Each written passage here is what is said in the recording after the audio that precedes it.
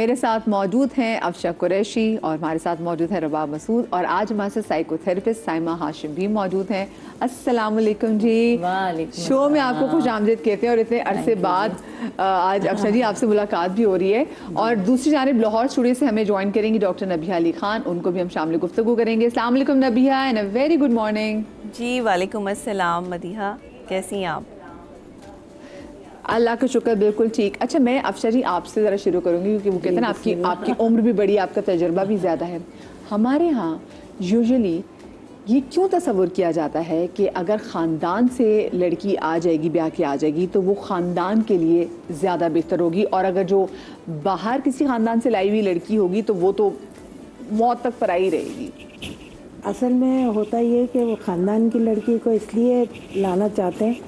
मैंने अक्सर देखा, मेरे अभी तक तो मेरे तजर्बे में कोई भी नहीं है, लेकिन ये कि हमारी भाभियाँ बहनें जैसे कज़न वो ख़ानदान के उसमें आई हुई हैं, तो वो केयर करती हैं आपके, मतलब बचपने से उस घर को देखी भाली होती हैं, आना जाना खाला के यहाँ फुप्पियों के यहाँ, तो वो घर को सारा देखा भाला होता है। तो इसलिए वो लोग बड़े बुजुर्ग यही समझते हैं कि इसने तो सारा घर देखा हुआ है, हम सब की नेचर से भी वाकिफ़ है, तो ये हम लोगों के लिए बेहतर है कि हमारे घर से वाकिफ़ होने की वजह। और जब नहीं आएगी तो उसको हर मोड़ पे समझाना पड़ता है, बेटा यूँ कर लो, बेटा यूँ कर लो, बेटा ये वो, उसमें ज़रा जो घर के लोग होते हैं ना वो ज़रा डिस्टर्ब रहते हैं। वो कहते हैं कि हमें तो इसको बताना पड़ता है, वो तो सुनती नहीं है, वो तो अपनी माँ के घर से आई है तो वो ये लेके आई हो, तो उल्टी सीधी जैसे भी औरतों की आदत होती है वो करती हैं बातें। सही बात है। आप बताएं रबा, आपको क्या लगता है? मुझे ये लगता है कि जो मेरा एक मैंने जो देखा वाला है, अभी तो खैर बेटे की मेरी शादी नहीं हुई है, बट मुझे लगता है कि अपने रिश्तों में अगर आप शादी करते हैं तो वो बड़ा टफ टाइम उनको भी मिलता है, और जो खालाएं हैं और जो फुप्पियाँ हैं जिनके ख़ानदान में होती हैं वो सासें बन जाती हैं, ये मैंने देखा है। हाँ। और वो सासें बन जाती हैं और वो इतना टफ टाइम देती हैं, और वो ये कहती हैं कि जी तब तो ये ऐसी थी, हमने इसको देखा था तो ये तो घर हमारे आके तो ये तो ऐसी हो गई है, ये तो ऐसी थी ही नहीं। और फिर वो जो बच्चियां होती हैं वो कहती हैं कि खाला तो खाला ही नहीं रही, खाला तो सास बन गई, ये तुम्हारी अम्मी के साथ भी ऐसी थी। बिल्कुल। तो मेरी अम्मी के साथ भी रिश्ते जो है ना, वो जो अपने रिश्ते हैं वो खराब हो जाते हैं। हाँ, कहीं कहीं आपने बड़ी अच्छी बात की, कहीं तो ये भी होता है जी कि रिश्ते खराब हो जाते हैं। कभी कभी खानदान की लड़की लाने से आपस में बहन भाइयों, जैसे अपनी बहन की बेटी ब्याह के आई है भाई की, तो आपस के रिश्ते खराब हो जाते हैं। और इवन वो जो बटे सटे की शादियां भी होती हैं और जो दो बहनें भी आ जाती हैं, वो इतनी खौफनाक होती हैं शादियां, वो इतना टफ टाइम होता है कि एक अच्छा रिश्ता निभ रहा है तो दूसरा रिश्ता खराब हो रहा है, और फिर दोनों बहनों में दरारें पड़ जाती हैं, जो कि दोनों बहनें इतनी एक साथ जुड़ी हुई होती हैं और वो खराब हो जाता है। आपने देखा है कि दो बहनें अगर एक ही घर में ब्याह के जाएं, जब हमने देखा तो उन दो बहनों की जिंदगी में आपस में कभी बनती भी नहीं। यही तो मैं बता रही हूँ आपको, जो पहले बनती थी वो और तबाही फिर हो जाती है, देवरानी जेठानी जी ऐसे ही है ना। मैं वट्टे सट्टे पे तो मैं आगे जाके बिल्कुल बात करूंगी, क्योंकि ये हमने देखा कि वट्टे सट्टे की वजह से भी अगर एक शादी नहीं चल रही होती तो फिर दूसरी शादी का भी बड़ा तकलीफ जो है वो उसका एंड होता है। मुझे डॉक्टर साहब आप बताएं।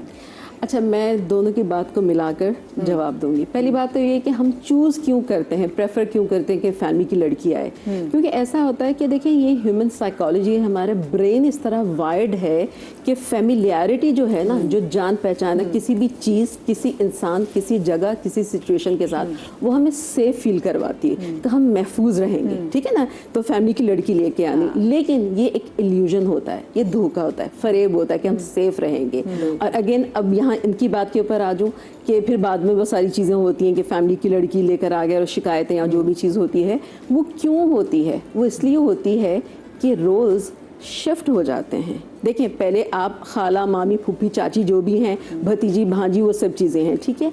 अब एक नए रोल में आपने स्टेप इन हुए हैं, ठीक है। आप भी सास बन गई हैं, वो आपकी भतीजी भांजी की जगह आपकी बहू बन गई है, और वो दोनों जो कजन्स थे वो हस्बैंड वाइफ बन गए हैं। जो रोल्स शिफ्ट होंगे तो मुझे बताएं कि बिहेवियर चेंज नहीं होगा। लेट्स सपोज आज आप ये शो होस्ट कर रही हैं, कल को आप समा की CEO बन जाएंगी, रोल आपका शिफ्ट हो गया, तो आपका क्या बिहेवियर यही रहेगा? सारी टीम की एग्जाम्पल, जस्ट एग्जाम्पल में ज्यादा अच्छी हो जाएगी।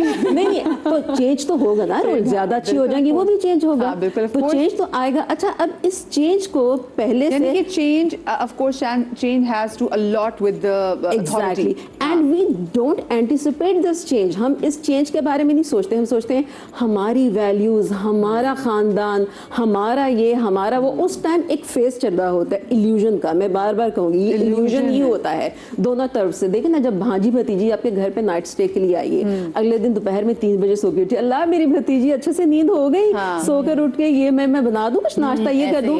अब इमेजिन बहू बन के जब वो 3 बजे उठेगी, बिकॉज रोल्स हैव शिफ्टेड। तो इसके बारे में हम सोचते नहीं हैं। बाकी बात तो बिल्कुल सही है।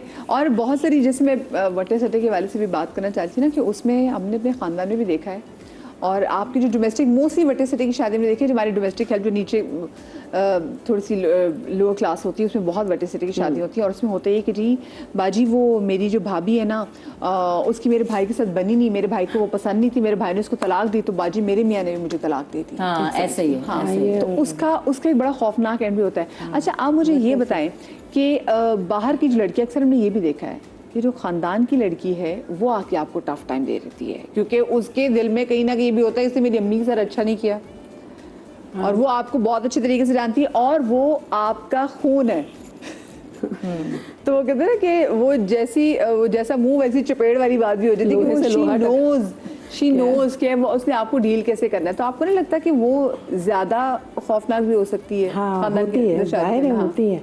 वो इसलिए कि वो हर चीज पे हावी हो जाती है ना, और बाहर से आने वाली को भी वो टॉर्चर करती है हर बात पे कि तुम्हें क्या पता, मैं तो बचपन से ही हूँ, मुझे तो सब पता है। मतलब जेठानी अगर है, वो देवरानी है, तो वो उसको डेफिनेट वो टोकती रोकती है कि तुम्हें क्या पता, तुम इनको थोड़ी जानती हो, ये तो मेरे खाला है, मुझे पता है कैसी है। बिल्कुल। डॉक्टर भैया, आपको क्या लगता है कि क्यों जो है वो लोग ज्यादा सिक्योर फील करते हैं अगर खानदान से ही लड़की वो लेकर आए तो? देखिए, आज का आपका जो टॉपिक है ना, वो बहुत ही ज़बरदस्त है और इतना टची टॉपिक है। मैं कहती हूँ सिर्फ एक बॉर्डर लाइन है, जैसे कहते हैं ना, आप ये बॉर्डर लाइन क्रॉस कर लें तो कुछ भी हो सकता है। तो इसमें अल्फाज का चुनाव में बहुत सोच समझ के इस्तेमाल करना पड़ेगा। देखिए, सास जो होती है, बहू जो होती है, ये आप ख़ानदान से जब लेकर आते हैं ना एक लड़की को, तो आप ये कहते हैं हमारी अपनी बच्ची है, अपनी बच्ची अपने ही घर में रहेगी। अब ये जो अपनी बच्ची वाला कॉन्सेप्ट है ना, ये साइकोलॉजिकली है, क्योंकि आप किसी की बच्ची को लाके भी अपनी बच्ची बना सकते हैं। अगर आप गैरों की भी लड़की लेकर आ रहे हैं, उसे बहू बना रहे हैं, वो भी आपकी बेटी हो सकती है, और वो एक अच्छी और शानदार बहू हो सकती है, और होती है, क्योंकि ज़िम्मेदारी उस पर ज़्यादा होती है। ख़ानदान की लड़की जब आप लेकर आते हैं तो ख़ानदान की बातें, मामला, चीज़ें बचपन से वो लड़की देखती आ रही होती है, उसको पता होता है, बिहेवियर्स को समझती है।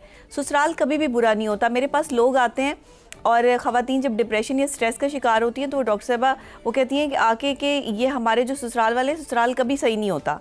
और मैं उन्हें हमेशा ये कहती हूँ कि ससुराल बुरा नहीं होता, ससुराल वालों के रवैये बुरे होते हैं, जिसकी वजह से आपको ससुराल बुरा लगना शुरू हो जाता है। क्योंकि आप जिन लोगों के साथ ज़िंदगी गुजार रही होती हैं, वो आपको एक्सेप्ट नहीं कर रहे होते अपनी बेटी के रूप में। वो फ़ौरन बहू के रूप में तो जो है वो एक दूसरी आने वाली लड़की को एक्सेप्ट कर लेते हैं, लेकिन बेटी के रूप में एक्सेप्ट करना बड़ा मुश्किल हो जाता है। देखिए, अपनी बेटी शादीशुदा अगर घर आकर बैठी हो तो उसको प्रेफरेंस ज़्यादा मिलेगी, बजाय कि उस बहू को जो वो बाहर से लेकर आए हैं उसको प्रेफरेंस नहीं मिलेगी। और अगर ख़ानदान की कोई लड़की जो है वो बहू बनकर आपके घर में आ जाएगी तो वो वैसे आपको जो है वो तकलीफ़ और अजियत का निशाना बनाती रहेगी रोज़ाना। बिहेवियर्स का प्रॉब्लम है, बेसिकली प्रॉब्लम और कोई नहीं है। लेकिन जो बंदा आपको याद रखेगा, मैं हमेशा कहती हूँ कि अपने ही गिराते हैं नशे मन पे बिजलियाँ, बाहर से आके नहीं गिराता कोई। बाहर वाले शख्स को आपके अंदर की बातों का नहीं पता होता। आपके जो है वो एक कहते हैं ना कि आप जब एक खला छोड़ देते हैं अपनी ज़िंदगी का, या आपकी जो बैड इम्पैक्ट होते हैं, बैड एनर्जीज़ होती हैं, इसका सिर्फ आपके ख़ानदान के लोगों को पता होता है कि आपके बिहेवियर कैसा है, आप कहाँ पर जो है वो लूज़ बॉल खेलते हैं, आपको गुस्सा कितना आ सकता है, कहाँ आप लैग कर रहे हैं, कहाँ आपने स्पेस छोड़ा हुआ है। ये बाहर की बहू जो आएगी ना, उसको अंदाज़ा नहीं होगा, उसे अंदाज़ा करते करते कुछ वक्त लगेगा। इसलिए वो आपको समझेगी, घर को समझेगी, रिस्पॉन्सिबिलिटी ज़्यादा होगी। मैं ये समझती हूँ, मेरा ये मतलब अगर ओपिनियन आप लेना चाहें एज हमारे नफ्सियात, तो मैं हमेशा ये कहती हूँ कि साइकोलॉजिकली तौर पर वो लड़कियाँ जो एक अननोन पर्सन से शादी करती हैं, या चले अपनी पसंद से भी शादी करती हैं, लेकिन उनके लिए ससुराल वाले जो है वो जाने पहचाने नहीं होते, उनके बिहेवियर्स में, और जो जानती हैं, जो ख़ानदान से आती हैं, उनके बिहेवियर्स में ज़मीन आसमान का फ़र्क होता है। आपसे वो औरत शायद निभा कर जाए कि जो किसी और दूसरे ख़ानदान से आई है, लेकिन इसका भी मैं कोई सर्टिफिकेट इशू नहीं कर सकती यहाँ पे। ये तरबियत होती है। मैं हमेशा कहती हूँ कि बेटियों को ना जहेज़ दे के नहीं, तरबियत दे के भेजा करें। आप जहेज़ के बात करती हैं कि जी गाड़ी दे दो, अगले घर दे दो, देख रहे होते हैं। हाँ गाड़ी दे दो, घर दे ये दो। तो नबिया, ये तो माँ बाप तो बेचारी उनकी कोशिश होती है कि भाई जितना अपनी बच्ची को खुश रख सके, लेकिन जहेज भी क्योंकि जो सामने वाले हैं वो तो ना एक्सपेक्ट कर रहे होते हैं। और मतलब ये सिर्फ शादी तक ही बात खत्म नहीं होती, जब पहला बच्चा हो जाए। हाँ, डिमांडिंग हो गई है बहुत ज्यादा। लेकिन मतलब मदिया नहीं होना ससुराल चाहिए, वाले, मतलब नहीं वो होना तो हो ही गए हैं डिमांडिंग के जी, वो आप डिमांड कर रहे हैं कि दहेज का। बट आजकल जो मैं देख रही हूँ कि लड़कियां डिमांडिंग हो गई हैं कि जी हमें आप रिंग देंगे तो इतने कैरेट की देंगे। जी, जी, बिल्कुल सही तो कह रही हैं। आपने उस पे जो है मुझे वेडिंग रिंग इतने कैरेट की देनी है। तो अब तो माँ बाप नहीं, अब तो लड़कियां डिमांडिंग हो गई है बहुत ज्यादा। चूज भी करती हैं, चूज भी लड़कों करती है कि मेरा जोड़ा जो है वो ऐसा फलाने होना डिजाइनर चाहिए। का होगा, मैं जोड़ा वलीमे पे इस डिजाइनर का पहनूंगी। ऐसा ही है। आप समझ रही हैं कि अब खाली वो तो वो तो चला ही आ रहा है। अब ये ट्रेंड भी आ गया है नहीं, कपड़ों के अलावा लड़कों को भी चूज करती हैं। जी कि वो कितना वेल सेटल है, कितना वो कमा सकता है, कमा कितना रहा हमें खुश है, रख सकता कैसा है, है। हमें ब्रांडेड बैग्स दे सकता है, नहीं दे सकता। ये तो चले हाँ, ये दीनी है, ये इस्लामिक है, ये exactly। लोगों में घुला है या नहीं। वैसे लड़के भी तो देख रहे होते हैं, लेकिन अब शाबा लड़के भी तो ये ऑप्शन देख रहे होते हैं कि वो भी तो लड़कियां चूज ही करती हैं कौन सी करते हैं करनी ना है। ससुराल वाले। नहीं मगर मैं बताऊं, लड़के इस तरीके से चूज नहीं कर रहे होते कि लड़कों में इतनी मुझे लगता है अकल नहीं होती है ना, अकल नहीं होती कि जी इसमें ये गुण है या ये गुण नहीं है, या उसके बैकग्राउंड क्या है, आता है या खाना पकाना नहीं आता।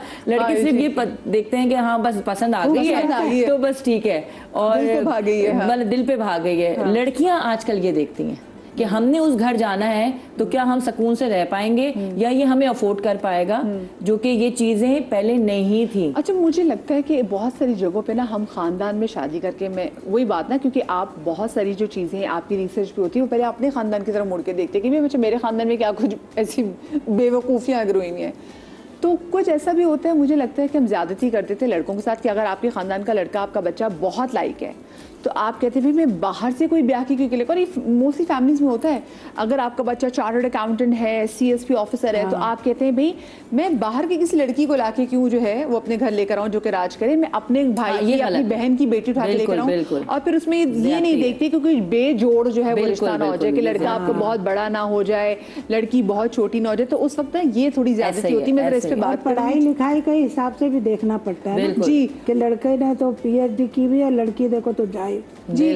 ये चीज़ भी, और फिर बहुत सारी जगहों पे खानदानी जायदाद की वजह से भी बहुत बेजोड़ रिश्ते बनते हैं। तो जरा हम बेजोड़ रिश्तों के वाले से बात भी करेंगे, लेकिन मुझे छोटी सी एक ब्रेक लेनी है। ब्रेक के बाद हाजिर होते हैं, आप लोग कहीं मत जाइएगा।